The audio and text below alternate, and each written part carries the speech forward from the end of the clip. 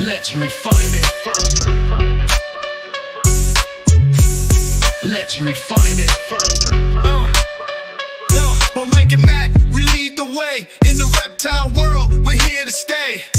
Double clutch, where passion meets. From the start to the top, we can't be beat. Double clutch, with Mike and Matt. Double clutch, it's where it's at. Double clutch, we lead the pack. Double clutch, always on track. Double clutch with Mike and Matt. Double clutch, it's where it's at. Double clutch, we lead the pack. Double clutch, always on track. Let's refine it further. We Mike and Matt, lead the way. Let's refine it further. We're here to stay. Double clutch, we lead the pack. Double clutch, always on track. Double clutch, we lead the pack. Double clutch, always on track. Double clutch, with Mike and Mac. Double clutch, it's where it's at. Double clutch, we lead the pack. Double clutch, always on track. Let's refine it further. Let's refine it further. Always on track. We'll make it back. With the clutch, double clutch, we lead the pack. Double clutch, always on track. Double clutch, we lead the pack. Double clutch, always on track. Yo, what's good, brother? What's up, bro? What's happening? Man, chilling, man. Enjoying, relaxing, working on the weekend, actually. More so than relaxing, but yeah, definitely get some things in, man. Excited to be here tonight.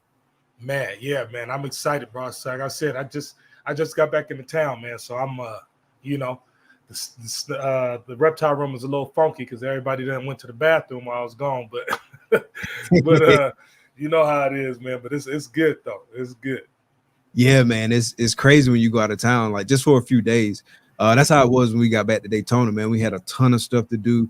It took me like a good probably week to get caught up and have everything like I wanted to have it. Part of it was because I did like some rearranging and move some stuff around in the snake room, kind of set it up a little bit different. But yeah, it took a little minute to get caught up, man. So that's kind of like the only downside to going out of town for a little bit is you got to come home and you gotta grind. Yeah, man, that's a fact. I mean, the background's a little different today. I still ain't set up my my podcast station yet, but I finally extended the reptile room or whatever, and got all the reptiles out the house. I was in the house, so all of our show and party animals and whatnot. So they're all in the snake room now, and so yeah, man, it's nonstop, man. It's nonstop. Yeah, man, it'd be like that, man. It's a whole grind, man. Big shout out to everybody that's in the chat tonight, man. Let's see who we got in the chat. Welcome to Double Clutch. Got the homie Jeremy from Bard's Exotic Reptiles in the building. What's good, homie? We got Arvin from Game of Odds in the building. What's good? We got the sis, Jen K, Cigar City Exotics. What's good? And we got something real dope. Yes, sir. Real soon. Yeah, so be on the lookout. What's good, Aaron? Batter up balls. Appreciate you coming out. We got the Sultan of Support himself, Bosa Reptiles in the building. What's good, fam? Lucky's Pythons in the building. What's good? Eric's More Factory. What's up? And of course, we got the homie, Dwight, the Pie Man. What's good, brother? Mm-hmm. Yeah, man. Definitely looking forward to tapping into this episode. It's gonna be a lot of fun, man. Yeah, for sure, man. I'm ready to get into it, but I'm also eager to see and curious to see what the comments is going to rattle off and how people set up their stuff as well, and how they go about doing their own thing. So that's what I'm excited to hear. Oh, the wife just brought me my water bottle. It's hot in here, and my hat. I had to put on a hat, man.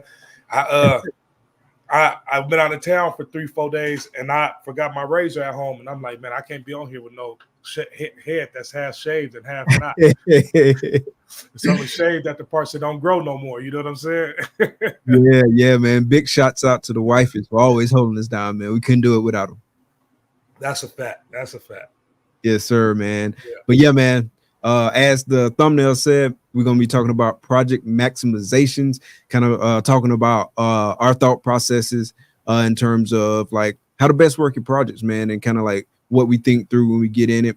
Won't be giving like no specific advice about what projects to get into, because obviously, you know what I'm saying, that's subjective. That's really kind of depending upon your taste and stuff like that. But we definitely gonna talk through some ways like we tend to think about projects, man. So definitely looking forward to tapping into that, and then make sure you stick around as well, because at the end of the episode we're gonna start talking about the Patreon, man. So the Patreon starts tomorrow, bro, 9/1. So definitely looking forward to that, man. So y'all make sure y'all stick around and get some quick updates on the Patreon, man. So project maximization, bro.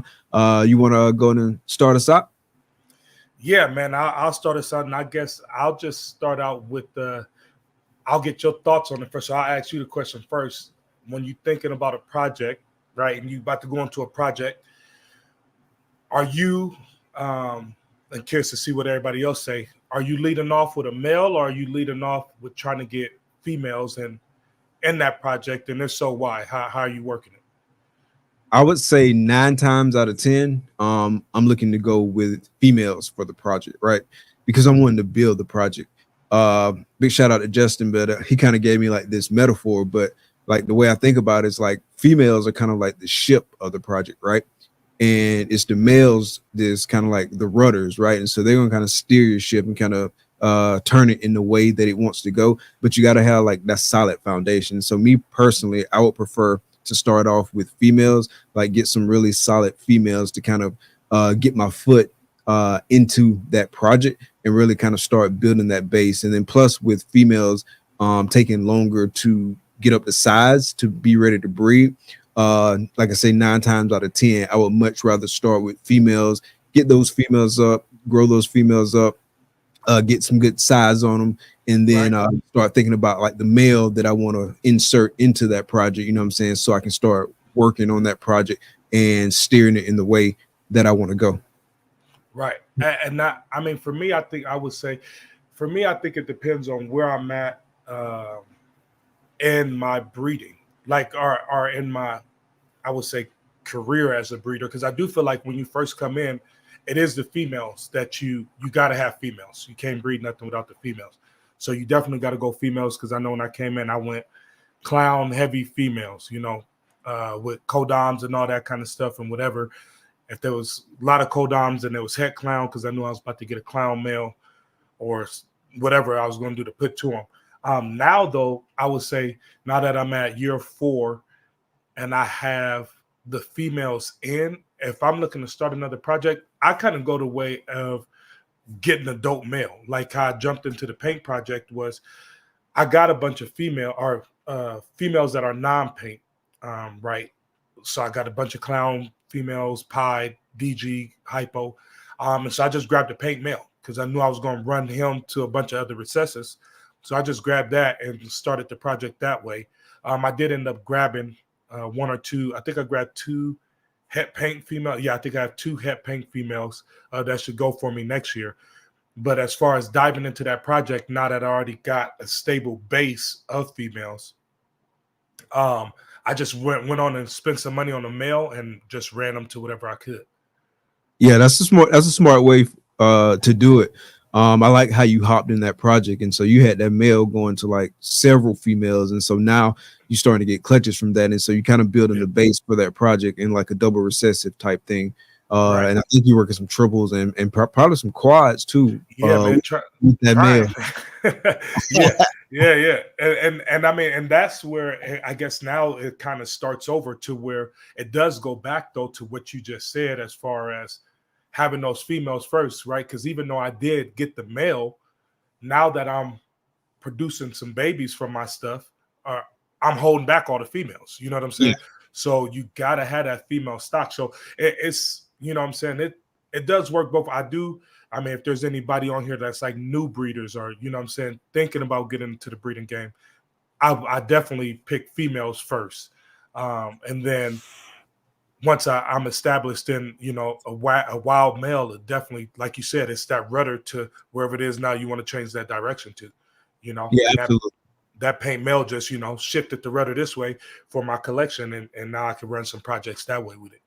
Absolutely, You know? absolutely. And so now you hopefully gonna have like a good bit of females, you know what I'm saying, to work in that project, grow them up, and then you'll be looking for a male to kind of like take that project to the next level.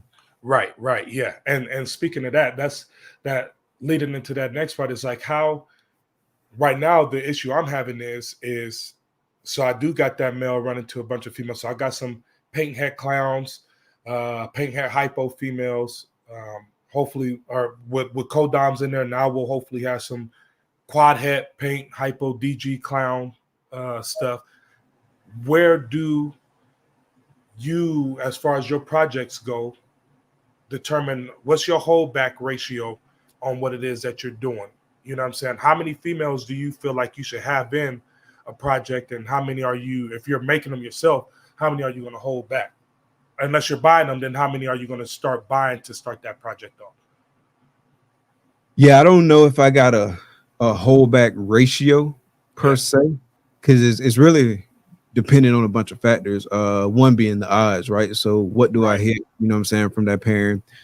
Do I have like some really solid females that I want to hold back that I really feel like I can do something with? Do I have a solid male or two? So all that kind of factor in, and then also what project it is, right? Because some projects I'm working heavier than others. So if I'm working a project heavier, then I may hold back more animals from that respective project, just because I kind of want to deep dive into that project. Like if I'm doing like something in like hypo clown or hypo DG clown or DG clown, for me those are my big three in terms of like recessives and the projects that I'm working, whether it's like a combination of two of them or a combination of all three.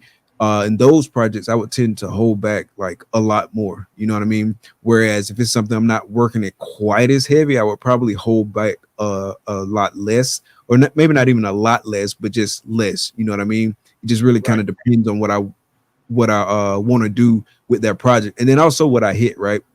If I hit something and it's not really that powerful, like let's say I get bad odds on the clutch, right? Let's say I'm doing like, I don't know, like a hypo clown pairing hmm, and only get one female, then if she a decent female, I'm just gonna hold back that one female. Whereas if I had like a bunch of really nice females, it's gonna be hard for me to let go any of them, depending on how nice they are. And so I might tend to hold back a little bit more. With that being said, though, as far as like ratios with males and females, uh, I like to try to stay like in that four, maybe five range in terms of like how many females I want a male to see for the year. And then I also want to have a backup male in that project. The first season or two, I really got slammed by not having a backup male in a project, right, because yep, inevitably like the male don't want to do his job, you know what I mean? Or maybe he didn't get the size in time, but just whatever it is, you know what I mean? hmm, So many things can go wrong. And then when you kind of got like all your eggs in that one basket with that one male, then if something doesn't go according to plan, then you really don't have anything to fall back on. And so this past year, 2023 and then 2024, and then the plan is going forward, I always want to have a backup male in the project. He may not be as powerful as my primary male, but at least I can make some progress, assuming that that male pulls through for me as well. And then we'll just go from there.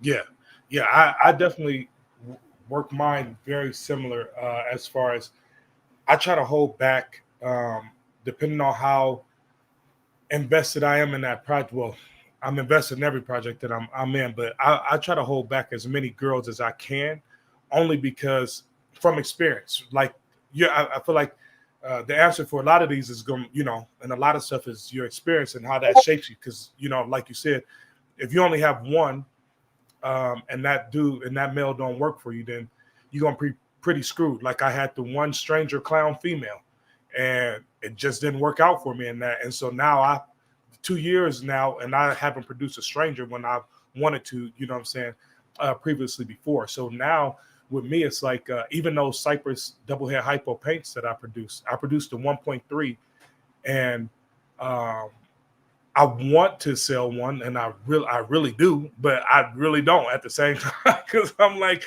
I don't know if the female that I give away, if that other female is gonna be, you know what I'm saying, she's gonna do what she needs to do. And it's crazy that, you know, now my mindset is like, you got to have two of everything at least.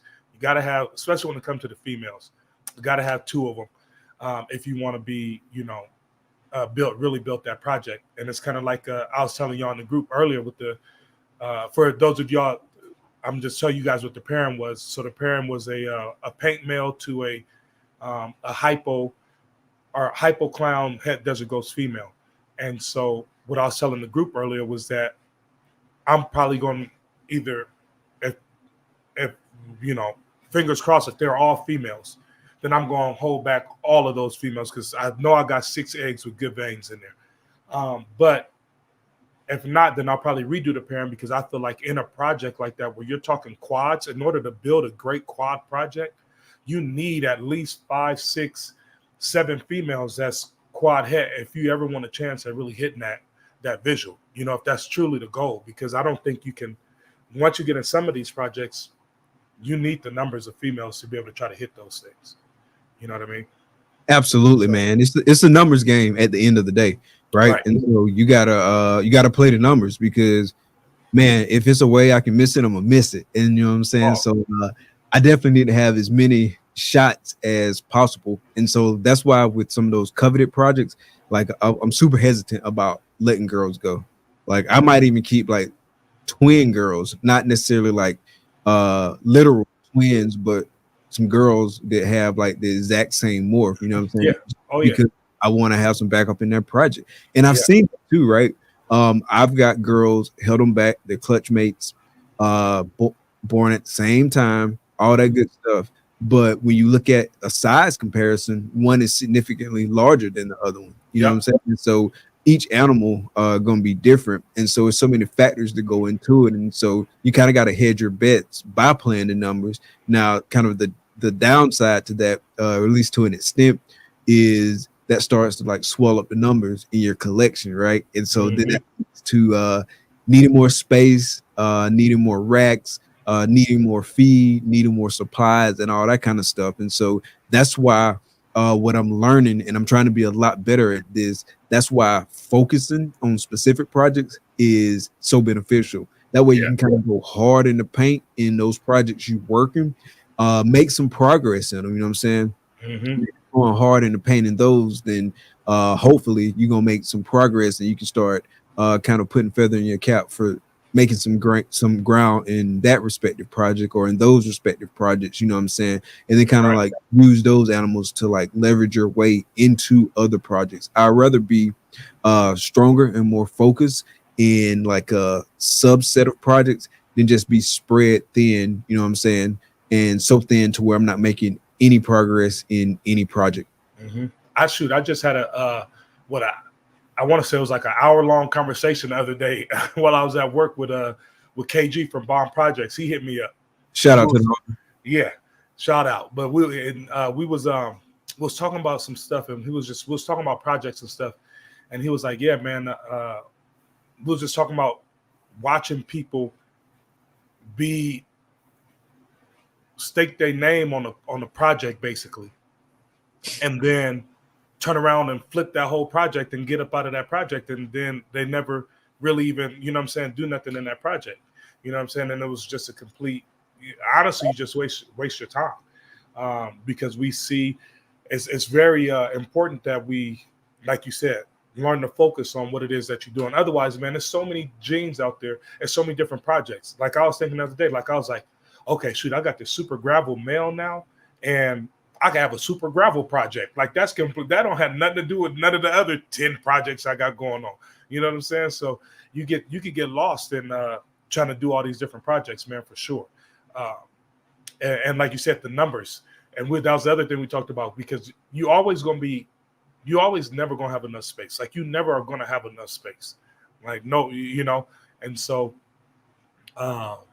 we have to, judge what we hold back based on that, and do our upgrades and stuff, and upgrade. I think somebody said in the comments, Jared, I think, said something about upgrading your females, with your grow up females and all that kind of stuff. So that's the way you can save on space. But at the end of the day, man, I don't think you ever will have enough space unless you just got a facility that's out of this world. You're always gonna run out of space. Facts. So Mako Morris brings up a good point. What sorts of projects are we talking about? Because recessive projects can be different than incomplete dominant projects that you eventually put into recessive projects. Yeah, that's absolutely correct. And just for me, when I think about projects, kind of my default mindset is in terms of recessives, right? That's just been the way that I've planned my collection since I actually started planning, because before I was just like doing whatever. But once I actually start thinking about it with a project mindset, I've always thought about it in terms of recessives, whether that's a single recessive or doubles and triples and even quads that I'm looking to work. That's kind of my mindset, right? Yeah. And so all of my comments by default probably going to default to a recessive project mind state. What about you?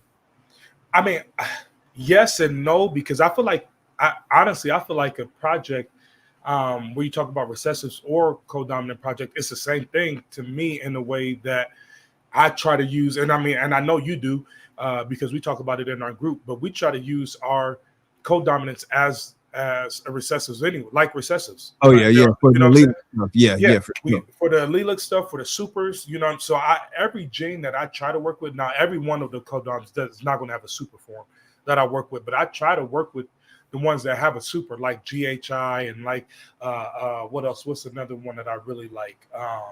Hurricane. Those all have super. So I look at them just like a recessive when I'm putting them into my projects. Just a visual recessive, basically, as far as the single form goes. So I kind of look at them the same when it comes to time that it's going to take in order to hit the one that I'm trying to hit. Because I'm not just trying to hit the Hurricane Orange Dream Yellow Belly Clown.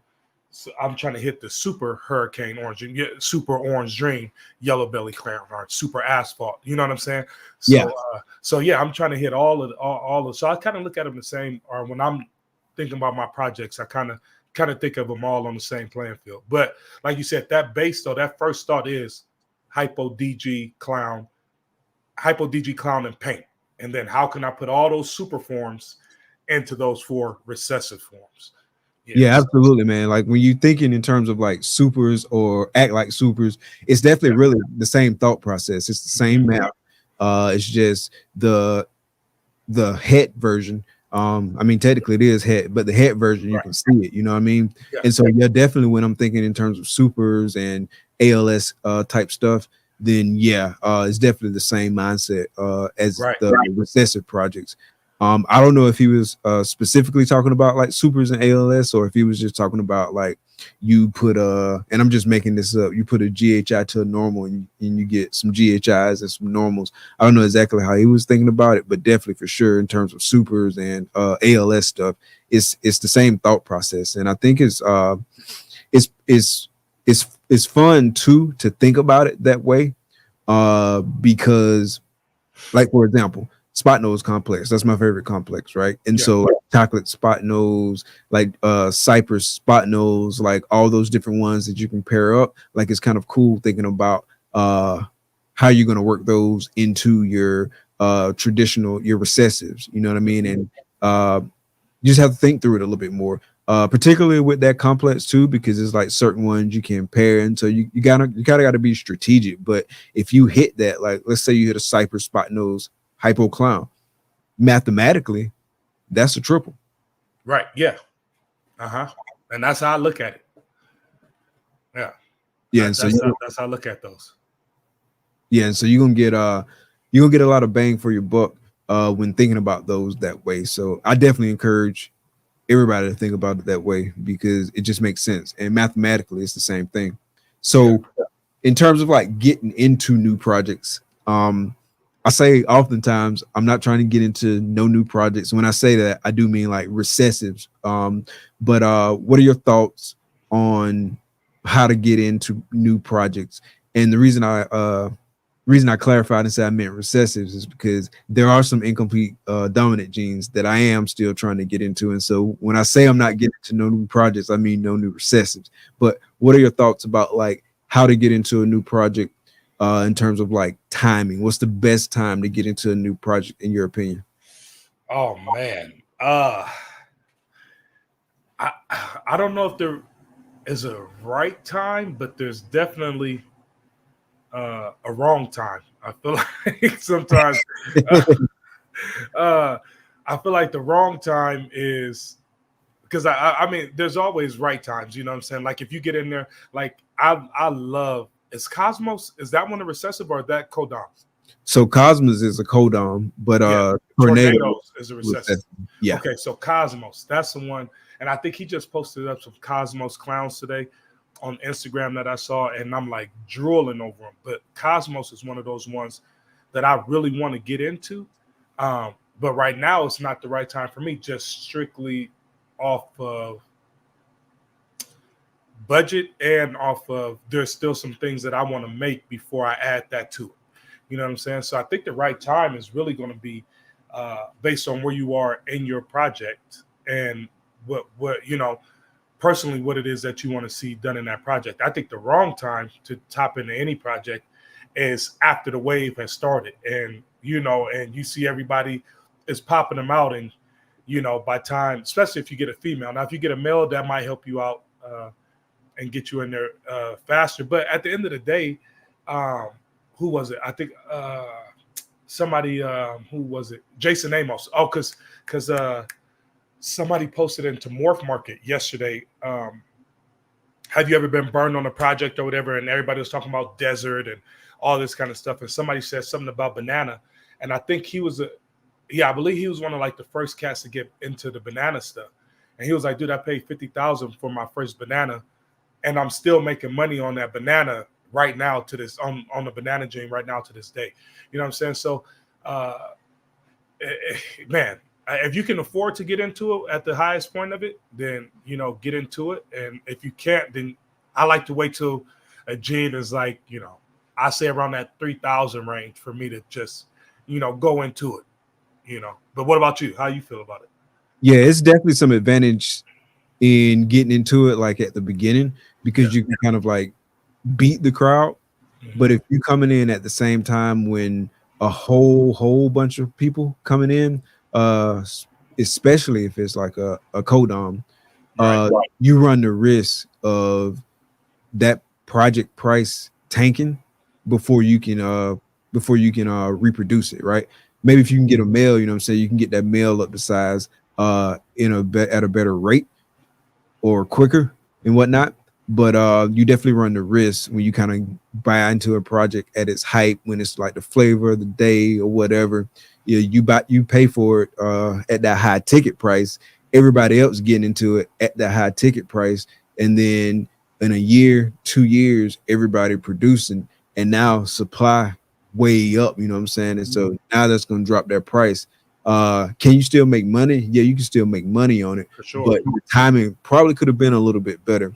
I'm like you, like there hasn't been any gene that I was kind of at the forefront of, you know what I mean, in terms of like getting into it. And so I'm more like you, where I'll wait for it to die down a little bit so that price can come down a little bit, and then I can get into it and do some stuff that no one else has done. You know what I'm saying? Because a lot of people shoot for the same stuff sometimes when they do get into those projects. That's not always the case. But when I see stuff, I'm thinking, all right, so what do I have in my collection that I can do that no one else has done, or at least no one else has done that I've seen? And what's a different route I can take it? And I would much rather come into it from a perspective of coming into it at a more reasonable price. Yeah, and like you said, that reasonable price is different for all of us. You know what I'm saying? Exactly. And it's and it could be the reasonable price for me to get in DG might be 300, but I like something else. I like Cosmos, and that reasonable price might be a 10,000. Whatever it is. Because I'm on that. I really like that gene. So it just really man, it's you got to weigh your options. I mean, like what's the name? Oh shoot, how am I just blowing his name? It was just up there. His comment was just Brandon.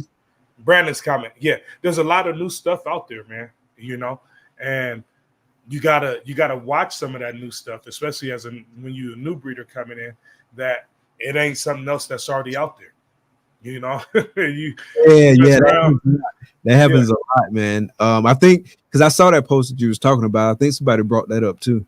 How it's a lot of stuff that just, and maybe it was a different post, but anyway, I did see that like around the same time that I saw the post you was yeah. talking No, about. somebody wrote that in the same one. It was on there. Okay, Yeah. bet. Yeah, it's a lot of stuff that people just rename. Oh man, it's crazy. You know, like, uh, yeah, man. I'm glad that Morph Market went to the whole. If you do search up some stuff, it'll tell you this test is the same as this, and that. Like they're all the same gene or whatever, because it really does throw people for a loop, and it's a lot of hustlers out there, and people capitalize off of a name, and they'll run with it until they get found out, and at that point, there's really nothing you can do about it. you Yeah, know, yeah. So going back to Cosmos yeah. and reasonable prices, what's a reasonable price point for you to get into Cosmos right now? Like, where would it have to be for you to hop into it? So it would have to be a Cosmos male, Okay. and it'd have to be at least het for hypo or clown or something like. It has to be het for a recessive. I'm not jumping into it with no heads at all. And so I think right now for me, I would probably say if I could get a male right now for 4,000 to 5,000, then I'll probably jump into it for sure. Yeah, that's about my price point too. Yeah. But again, same kind of caveats. It's got to be hit for something. Mm-hmm. Now, Yeah. another question for you related to Cosmos. Have you seen that Malice? I've heard about it. I have not seen it, but Yeah. is it supposed to be like very similar to the Cosmos? So it is a granite gene, so it's similar in that sense. And I said this the other night. I said again. I know a lot of people be saying like, "Oh, another granite gene," and people would say that about Cosmos too. And at the time, I was like, "Man, I ain't never seen a granite like Cosmos granite." But now that I've seen that Malice, bro, like to me is just as good, if not better, than Cosmos. Yeah, it's nuts. Ash from Morph Minded, he got it. Only a handful of other people got it, and he just been working it into some projects like behind the scenes, to some extent. You know what I'm saying? Yeah. Like with regular genes, like GHIs and stuff like that, and the way it interacts with that stuff, you just like, what in the world? Like it's And crazy. it's a Why is codon. it doing that? It's a codon. Yeah. I don't think that a super's been proven. I could be wrong. Definitely if you know in the chat, drop it in the chat, let me know. But I don't think a super's been proven yet. But again, I could be wrong. But yeah, it's crazy, man. And then just the blacks that it throws, like the blacks so black, like it's nuts. And so that Malice is one that folks need to be on the lookout for. Now who do you know who started this Malice? Like who founded this one? Ash from Morph Minded. Oh, he founded that gene? Mm-hmm. Oh, okay. Yeah. Okay. Yeah, okay. I seen him a few. He got a lot of tri-stripe stuff. Yeah. He been working that tri-stripe real nice. So yeah, okay. Yeah, I'm gonna have to hit him up then, because that if it looks anywhere similar to that or even better, like you said, like I want the cod, like that's the next codon I add, it'll probably be that. It'll probably be something around those lines. So yeah. I definitely need to get one of those two in my collection for sure. So going back to space and stuff, we talked about a little bit about like the more stuff you hold back, the more space you need, this, that, and the third. So what do you think is like the optimal amount of what do you think is I got distracted because Logan said he's going for the Super Malice this season. But what do you think is the optimal amount of space for a specific project? Oh, if you, I mean, just talking layman terms like 5540, I'll just say 5540 for like, so 40 spots. Um, if you really, really want to make something in the project, I think you need at least 40 spots per double recessive project, right? So if it's and I mean, yeah, so if you're trying to work Hypo Clown, I need a whole 5540 for Hypo Clown project. If I'm trying to work, Hypo Clown DG, then I need, let's bump that up 20 spots. So for me, I try to keep it at a 20 spots per project or per recessive that I have in there. And 15 of those spots are 15 to 8, 15 of them are females for sure. And then you got your males to bring up to 3 to 5 males for that project as well. So that's how I try to look at mine. Do you put your males in your 5540? Yeah, so my males are in my 5540, but they are in the bottom 8 tubs. So each of my 5540s is females from the top all the way down to the 8th spot, and then 9 and 10, the 9 and 10 level on the bottom, those are cooler temps and all males. So it's 16 tubs I have for the males for 80 animals, or for 60 females. Okay, and so in your response, you was factoring in the males. The 8 males that's going to be in each rack. Yeah. Yep. Yeah. I'm gonna have 8 males in each rack. Yeah. Well. Yeah. Pretty much. Yeah. Because like you said, I got burned with the 2. Even this year, I had a male stop breeding for me, and dude is just. I got one, my Wookiee yellow belly, or not my Wookiee yellow belly head clown, but the stranger clown male. This dude got to be 1,200 grams, and he won't touch a female. I'm like, dude, this dude is not. I might need to get him. I might need to pop him again and try to see if he even a dude, because he don't he don't do it. So I think having those extra spots for sure, because you're gonna need backup males. You hear it everywhere, so you may as well have them. Yeah, that's how my Cypress Spectre double head Hypo Clown male is. I've had him for like 3 years. He locked up one time. That's it. Yes. And he well over 1,000 grams. He just get it there and go to the back of the tub and just chill. Right. They eat them for free, man. And I just don't have time for it. I don't have time. Yeah, like he really got me behind where I want to be in that project, because I was hoping to get a clutch from him 2 years ago and still hadn't got anything from him. Like I'm at the point now where I need like a Cypress Hypo Clown male just to kind of get me back to where I want to be, or at least close to where I want to be. I need at least a Cypress Hypo Clown male. Yeah. Well, you got to have those extra males. I do want to ask you though, how do you go determine? Because we're talking about a lot of genes, right? We're talking about all these spaces because we got a lot of different animals, a lot of different genetics at play here. So how do you go about determining what genetics you're using per project and what genetics you are saying, hey, I don't want this in my project? Like there's some genetics that I refuse to put into my paint project because I've seen like lesser. I've seen what lesser does to paint, and it just wipes the sides all the way up, and it's not good. Takes away the whole pattern and the granite of the paint. So how do you go about that? Like deciding what genes, and also like when you got genes like yellow belly and yellow belly complex that make things all white for some of them. Would you rather, when you're building your projects, are you putting the yellow bellies and holding those back on the female side, or would you prefer your male to have yellow belly and things like that? So similar to you, like in terms of based on what I see, you know what I'm saying? Like I see what different genes do and how different genes kind of interact together. And I think about that in terms of my project and whether or not that will work in my project. Like it's some genes that I really like in terms of codoms that I won't put in specific projects because in specific recessive projects, just because I don't like what it does in those projects from what I've seen, you know what I'm saying? And so I kind of steer clear away from that.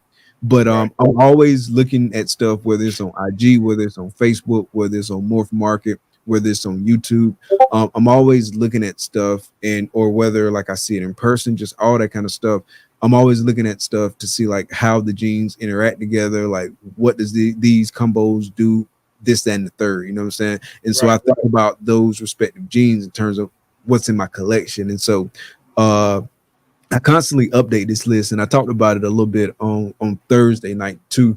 I'm constantly updating this list kind of based on what I see in terms of like what what incomplete dominance I want in my respective projects.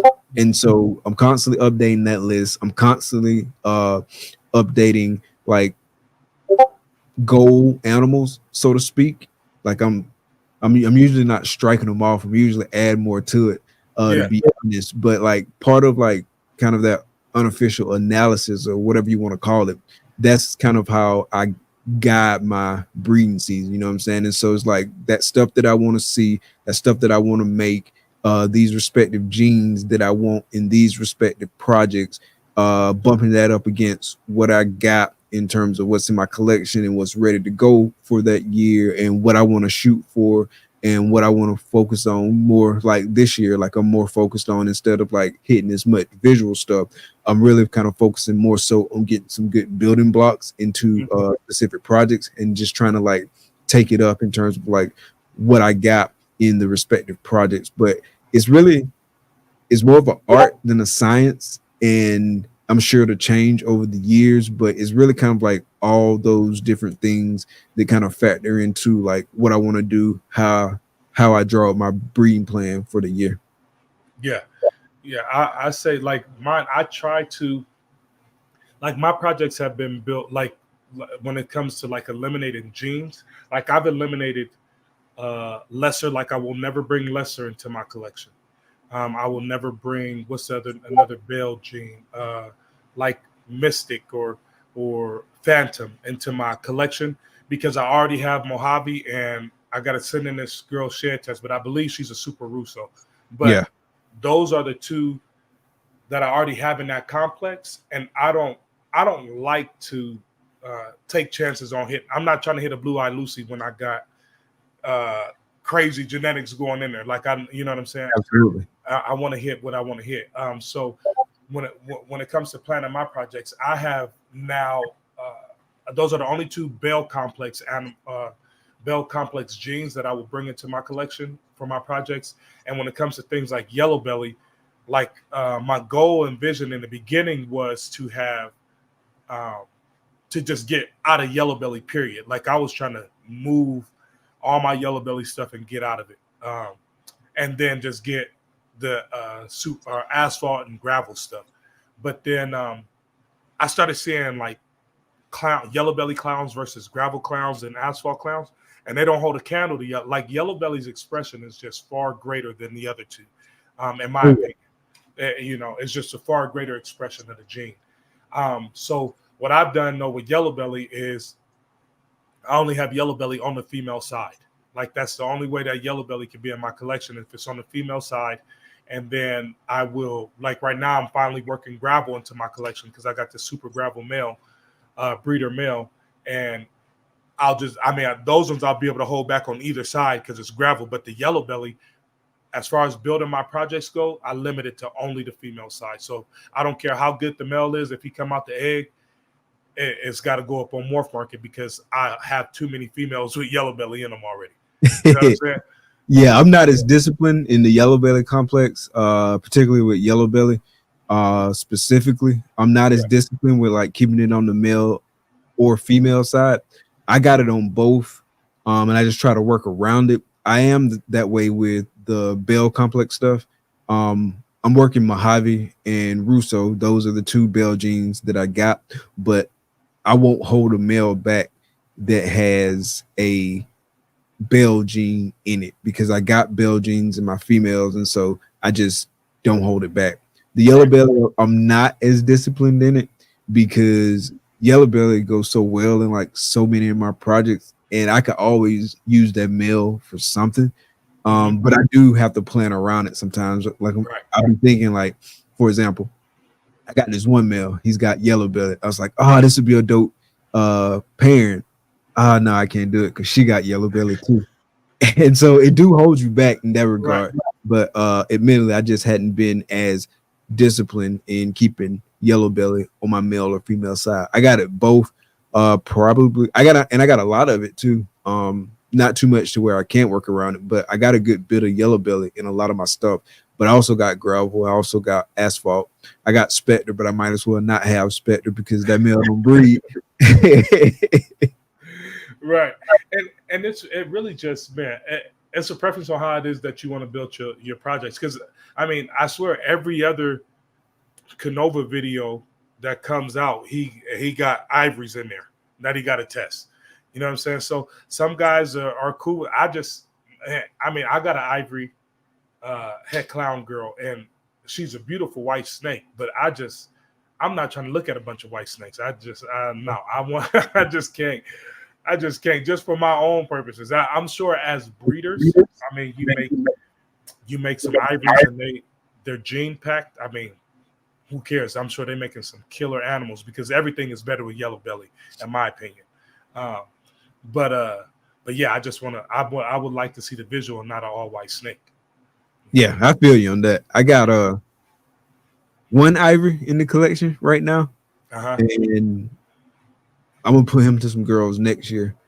He got some good size on him. He been doing real well, so hopefully he lock up for me when I finally do throw him in the tub.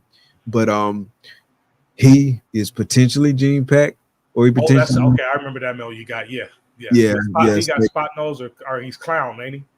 So is Ivory, spot nose, pos, redhead, pos chocolate. He didn't test positive for OD. Okay. And I think pos fire too, if I'm not mistaken. Okay. And triple hit hypo DG clown. That's right. Okay. All right. Yeah. So he definitely going to some ladies next year. We're gonna figure out what he got and we're gonna work with it. Yeah. Yeah. But I ain't nothing too crazy. Because I want to see what he working with. But I'm starting like with some clown females and maybe like a clown female with like 1 or 2 codoms, something like that. So it ain't gonna be too crazy out the back because I do want to see what he working with. Right. And now is he pos chocolate? I think I thought it was pos chocolate. Yeah, pos chocolate too. Yeah. So I need to get him tested. Big shout out to the homie Charlie over there at sharedtesting.com. Definitely need to get him tested. Yeah, for sure. I mean, yeah, that's a powerful method. Yeah, for me though, it's just I would much rather just keep it on the female side, and even though it does come back to bite you in the butt though, because like when you're talking about projects and taking it to the next level, I have the girl that just laid today. She's the hypo clown head DG girl. The male, I don't have a male that I could put to her that has yellow belly in him. You know what I'm saying? And I would love to make that combo with yellow belly in it, but I got to make it from another female first, and then and get it that way because it's just I just don't want to make all white snakes. That's it. That's all it is, man. It's nothing other than that. No, I totally get it, man. So so spot nose Ivory, triple head hypo DG clown, pos chocolate, pos redhead, pos fire. Tested negative for OD. Got you. Okay. Yeah, so I guess I got him. And maybe I said something wrong. I can't remember. But yeah, man, I feel you on that because the all white snakes, I'll be hesitant to sell them too, especially like a female. Like you might just be a holdback depending on what might be in there. Right. Yeah. Then Charlie getting rich off of all my white snakes. So shoot, man. I don't know. Well, what's so I don't know if you mentioned it, but what diving into this question, what is your right now that premier project for you that your collection is focusing on? Hypo Clown is probably my favorite, followed closely by DG Clown, and then Hypo DG Clown. Definitely getting excited for that for the triple. Yeah. Okay. Yeah. And obviously it's a bunch of codoms floating around all throughout that. Yeah. What about you? Mine right now, honestly, it's It's hard because it was the Hypo DG Clown project for sure. But I think the Hypo Paint Clown project is right there with it, right there neck and neck with it. The way that the Hypo Paint came out, and I like the Hypo or the Paint Clown. I want to see the Hypo Paint Clown, and then if I could hit one of those within the next, I mean, the way people breeding, at 1,000-gram females, I'm about to hop on the train with them. If that's the case, and I could get me one in a year and a half, then yeah, man, that's a project that I'm gonna just dive head first into. Paint is my favorite thing though right now for sure. It's my single favorite recessive for sure. It's paint, and yeah, I just like what it does. Yeah, paint's nuts, man. I'm definitely looking forward to seeing what you produce in that, man. And there's a lot of people talking about it. I don't remember if I mentioned it to you, but when I was talking to people in Daytona, doing interviews and stuff, asking folks like what were they consistently hearing in terms of like what people was looking for. Oh yeah, paint was right there at the top. Yeah. Oh yeah, for sure. It's coming in hot. And this is where it kind of goes back to when is that good time or that bad time to get into a project. You know what I'm saying? I think you got into it in a good time. Yeah. Oh yeah. No, I got into it at a really, really good time. But I feel like if you're a new breeder coming in right now, is it still a good time to get into it? I don't know. I think it is.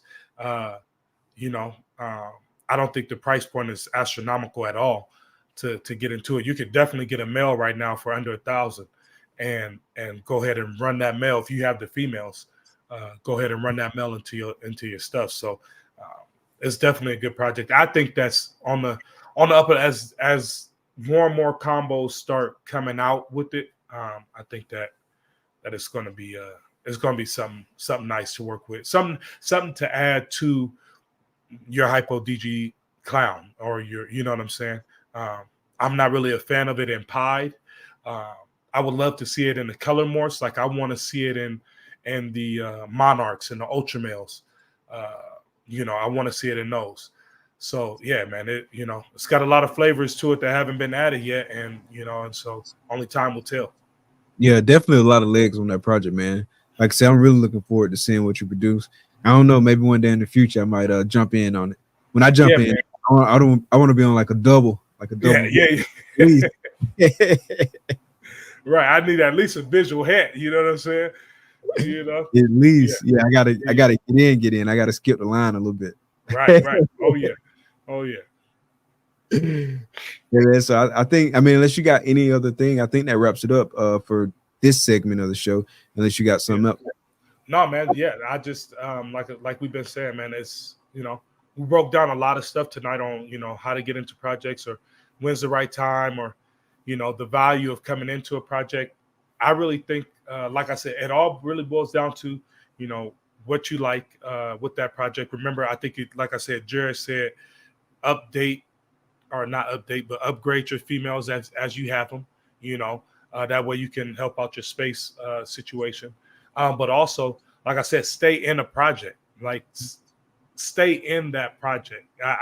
It doesn't make sense for you to work a project for 2-3 years, and then next thing you know, you done dumped the whole project off because now you want to sell it and get into something else. So stay in that project of whatever it is you in and work that thing, man, and work it. That's the reason I do like Ashton or from what's his stuff called? Is it Ashton? Is that his name? With the malice stuff? Ash, yeah. Ash. More minded. Yeah, because he talks about his oh my God, I don't know why I can't say that word tonight. His tri-stripe stuff, and he be working it, man. I'm not in that tri-stripe project at all, but if I was, he would be the dude I'm coming to because I know he works it hard. You know what I'm saying? And he's in there. So make yourself known in the project. That's what I would say. Absolutely, man. You gotta stick to it and jump in the project because you want to. It's something you want to work, not because like somebody influenced you to jump into the project. Right. Like you see everybody else working it. It's got to be something that you like, right? And that goes back to like passion, right? So if you don't got no passion for it, then it's hard to stick with it. So it makes sense from the get-go to work with stuff you like because you genuinely like it personally.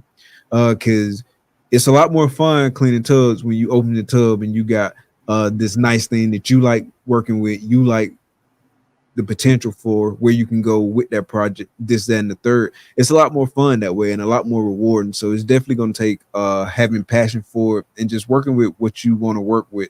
Don't get all caught up in the hype of this person hating on this project, that person hating on that project, and all that kind of stuff. Just drown out all that noise, man, and focus on what you want to work on. Focus on what you passionate about. You know what I'm saying? Because I mean, you putting a significant investment into these animals, both from a financial perspective and also from an effort perspective. You know what I'm saying? So it might as well be worth it to you in the sense that you work in something that like you truly passionate about. You know what I'm saying? Yeah. But that's really the key things, man, is invest in your projects, get quality examples of what you're trying to work with, invest as much as you can. You know what I'm saying? Don't put yourself out there on Front Street or whatever, you know what I'm saying, to where you like in over your head or whatnot, but invest as much as you can. You know what I'm saying? Focus on quality. Focus on what you're doing, have a plan, revisit your plan. Don't just have a plan and forget it. You kind of always got to be thinking about it. It's got to be in front of mind, and you got to be stable. You know what I mean? Like in the sense of you consistent with what you're doing. Like you get in the snake room, putting your head down, you working, taking care of your collection, making sure as many things can go right as possible, because it's a lot of stuff that can go left. You know what I mean? And then it slows down your progress. You know what I'm saying? And so it's important to put in the work because it's a lot of work. So you definitely put in that work. For sure. And make sure you ain't buying nothing that's just renamed, like Brandon said. Oh yeah. That's a big one. That's a huge. Make sure you do that. That is a huge one, man. So, man, let's talk about the Patreon now, man. Definitely looking forward to it. Starts tomorrow, the Double Clutch Patreon, man. So you want to kick us off talking about it? Man, let's get to it, man. But hey, I'm excited. The Patreon is gonna be crazy. Reason why I haven't uploaded anything in what we've been talking about it now for about two months. Well, shoot, we've been talking about it for longer than that. But reason why I ain't uploaded nothing on YouTube, because I'm trying to give Patreon everything. So we are going to for one, the personal access is going to be a given to me, to Mike, to, you know what I'm saying, and whatever connections that we can get you. And then within the group of people in the Discord, I mean, there's so many. The Discord is going to be crazy because I like being like we talk every day, so the Discord is going to be going crazy. Going random lives in the Discord, videos and stuff of our projects and stuff is going to be posted all the time in there. And yeah, man, just building a network, man, building a tight group of people to help move this hobby forward. I'm excited because I want to draw in some of my people that are local to me here that they might not even be ball pythons, but because I got retics over here, I got a bull, I got the bearded dragon, the blue tongue skink, the tortoises, they and all that kind of stuff. Or they've been to the birthday parties or all that, to get them in there so that way they can learn some more stuff. And you know what I'm saying, just be a part of the community, man. I'm excited about it. We got a lot of stuff coming, and it's gonna be a lot of fun for sure. Yeah, I'm definitely super excited about it, man. Like I didn't have a whole bunch of stuff on my YouTube outside of the podcast stuff anyway. So yeah, I don't gotta withhold any of that back. I'm really looking forward to hosting stuff on the Patreon, man. Like I'm super dedicated to this because at the end of the day, if people gonna invest their money, you know what I'm saying, by paying to be in the Patreon, I want to make sure that I'm doing everything in my ability, you know what I'm saying, to add as much value as possible. And definitely looking forward to continuing to build on that community aspect of it. It's gonna be a lot of fun, man. We got some good perks, and we're gonna be working on getting more. Definitely trying to enrich this Patreon as much as possible, because at the end of the day, we want this to be about the patrons. You know what I'm saying? And so definitely looking forward to that. Like I say, lots of good things on the tiers, you know what I'm saying, from discounts on merch to discounts on snakes, extended payment plans, Zoom meetings, like you name it, man. We really went through and kind of went half inch by half inch and was like, what can we do to add value here? And one of the things that we did in terms of like the tiers and stuff, and we're gonna drop the link to the link will be in the description of this video, and we're gonna be sharing a lot more about it on social media and stuff. So we definitely gonna drop the link. But one of the things that we did is we kind of like looked at each tier and like really analyzed and thought about, okay, if we're asking for this much for the tier, what do we need to do to justify that price for this respective tier, and how can we add value? And we tried to balance that with also bandwidth, you know what I'm saying? Because everybody is busy. It's not just me, it's not just you, it's everybody, you know what I mean? Right. And so we wanted to make sure not to overcommit, but at the same time to ensure that we could commit to adding the respective value for the respective tier. And so definitely looking forward to it, man. Definitely looking forward to the Discord and like just jumping on the voice chats, man. That's gonna be super cool, man. Just chilling and hanging, man. So it's gonna be a lot of fun. So definitely, if you can, definitely support. The money from the Patreon is not just going in our pockets either. Is gonna be going back to making more dope content. So the more you support, the more it helps, and the more that we can dump right back into the content that we're doing. Like everything I know for me that I've made from the shows so far, that money go right back into production, right? It come in and it go out. I was laughing with somebody the other day. They was like, they think I'm rich. Not me, but the person I was talking to. People think I'm rich, but they don't realize that the money comes in and it goes right back out because I'm reinvesting it. And so that's the same mentality that I have with the stuff that we doing as well, man. Money just gonna go back into making stuff better. And so definitely looking forward to it, man. Yeah. Oh yeah, man. Shoot, we even got people that are not like the Patreon, the Double Clutch Patreon is you and I, but we even got other guys who will be, their way of sponsoring that Patreon is they are offering discounts on their animals as well if you're a subscriber to the Patreon. So all that stuff will be on there. And I mean, so yeah, so you'll, oh man, I'm speechless. That's all. You know what I'm saying? There's going to be a lot of stuff to take advantage of. I'm like you said, I'm excited about the Discord live chats because I love getting on there, just talking rodents. I love to talk rodents all the time. I'm always looking for ways to upgrade my rodent stuff, man, and do things better in that room. It's been a week and a half, and I got to go in there and clean that since I've been out of town because it's stinking there. But I'm always looking for ways to upgrade that stuff, man. You know. So Arvin asked a great question. He says, does the Patreon include store credit? And we went back and forth about the store credit, and we landed on like a discount, and the discount level goes up like at each tier of the Patreon. And so it starts at 5%, then goes up to 10% for the next tier, and then 15% for the tier after that.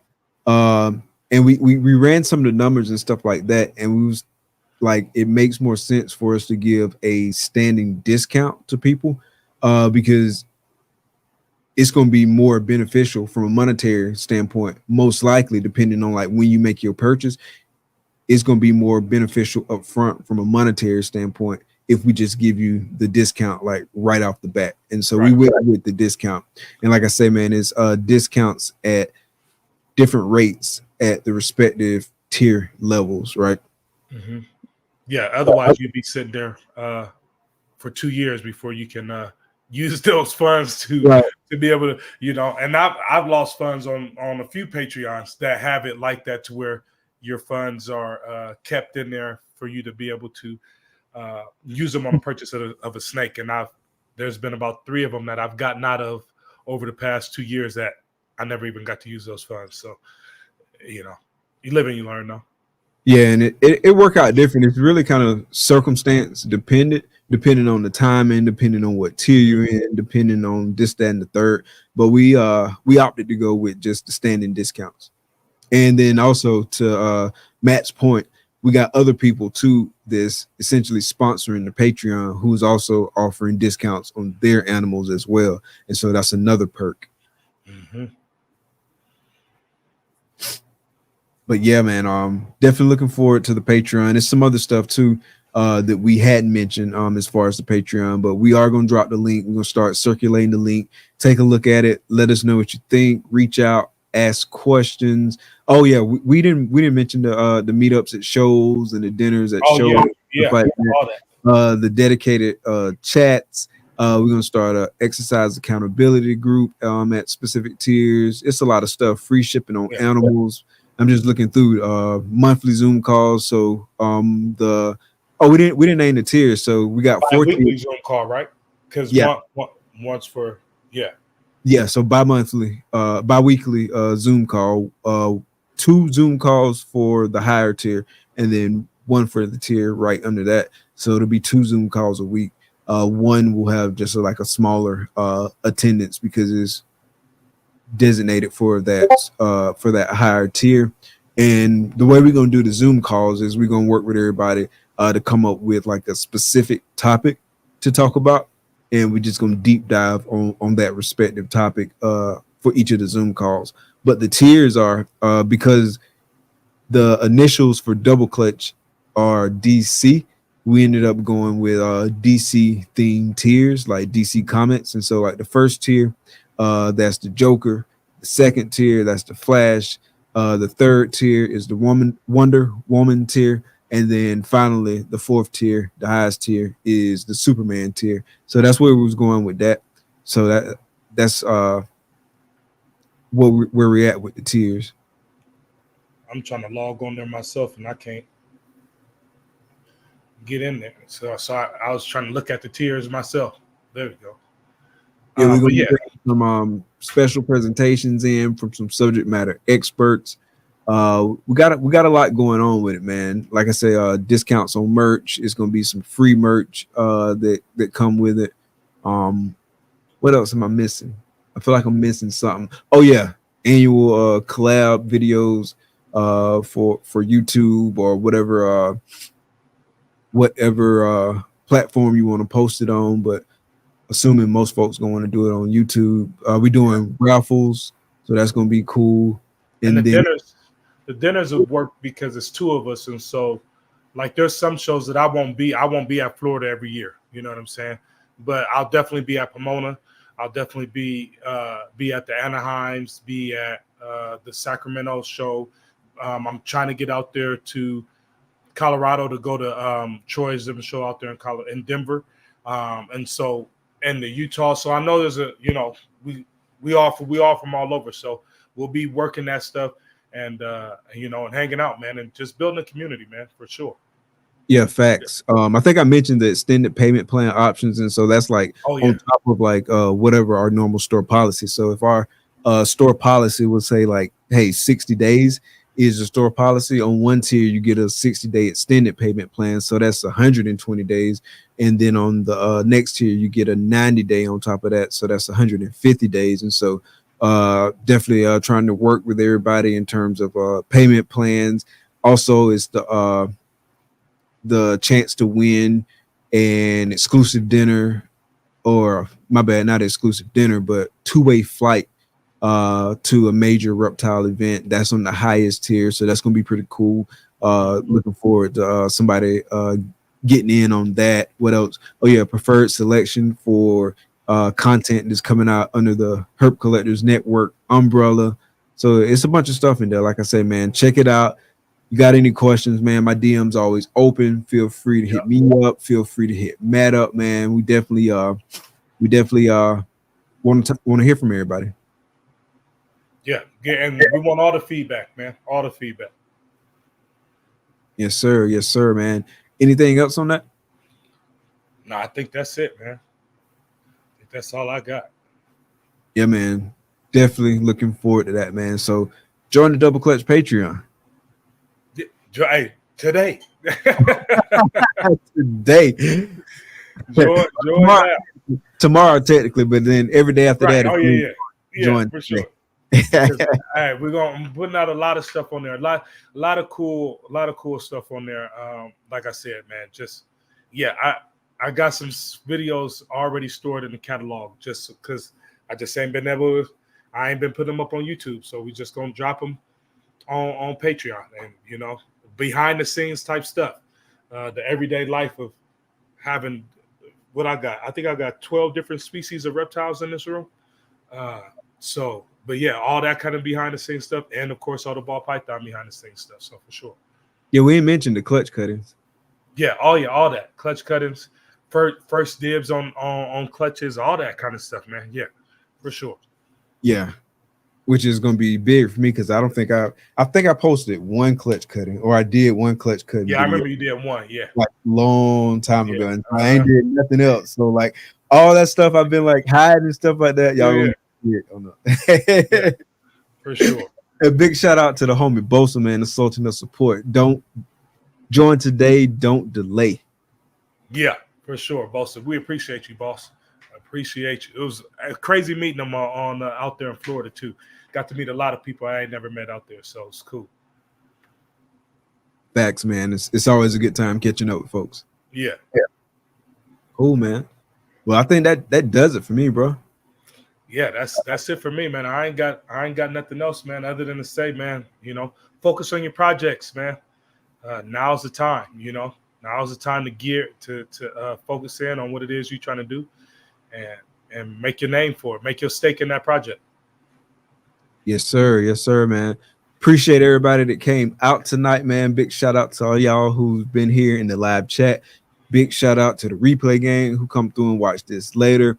Also, I don't think I've mentioned this on the show, but Double Clutch is available on all major podcast platforms. That's Apple Podcasts, Spotify Podcasts, and more. So definitely go check us out on your favorite audio podcasting platform.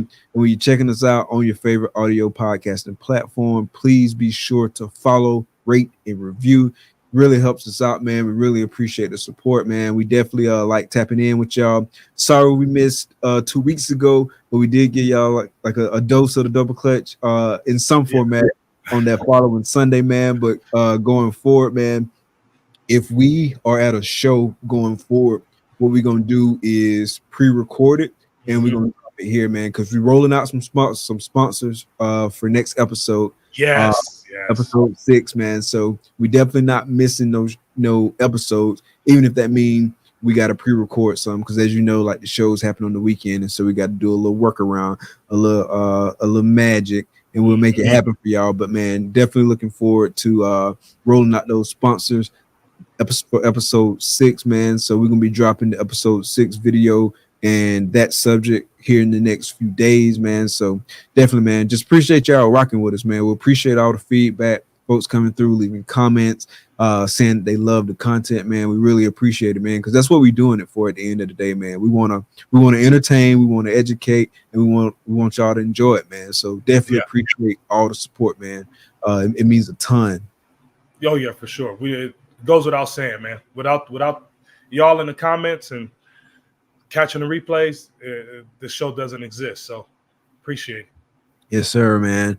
So like I said, man, that's going to be it for tonight for Double Clutch. I am Mike. That's the homie Matt. The lovely ladies behind the scene are Takara and Kendra. Thank y'all for coming out. Be blessed.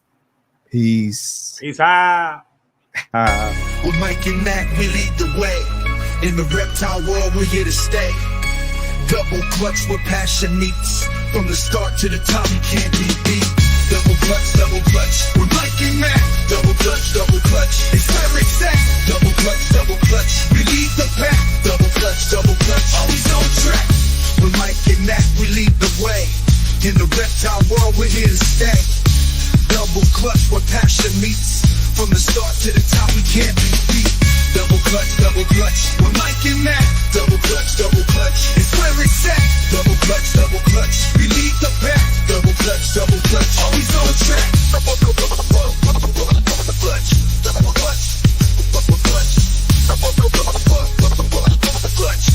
Clutch, always on track.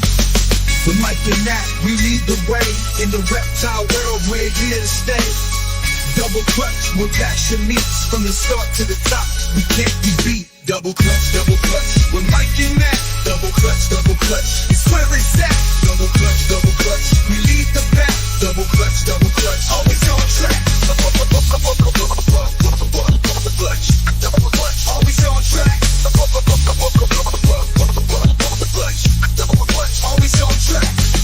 With Mike and Matt, we lead the way. In the reptile world, we're here to stay. Double clutch, where passion meets. From the start to the top, we can't be beat. Double clutch, with Mike and Matt. Double clutch, it's where it's at. Double clutch, we lead the pack. Double clutch, always on track.